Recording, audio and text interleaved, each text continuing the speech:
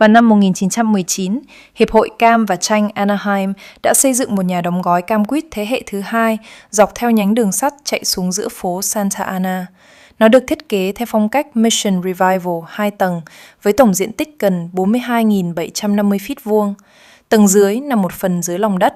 Sau khi các hoạt động đóng gói ngừng hoạt động vào năm 1955, cơ quan tái phát triển Anaheim mua lại vào cuối năm 2000.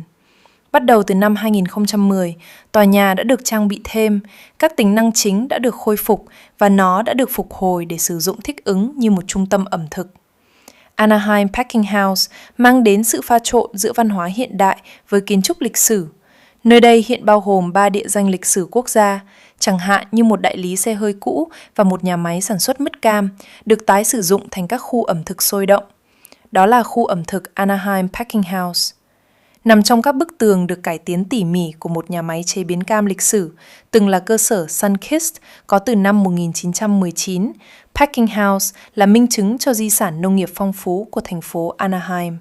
Một chuyến thăm đến Anaheim Packing District Food Hall không chỉ là một bữa ăn, đó là một trải nghiệm kích thích các giác quan và làm hài lòng khẩu vị.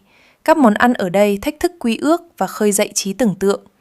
Anaheim Packing House khai trương vào ngày 31 tháng 5 năm 2014. Nhà đóng gói cam quýt duy nhất còn lại ở Anaheim được liệt kê trong sổ đăng ký địa điểm lịch sử quốc gia National Register of Historic Places.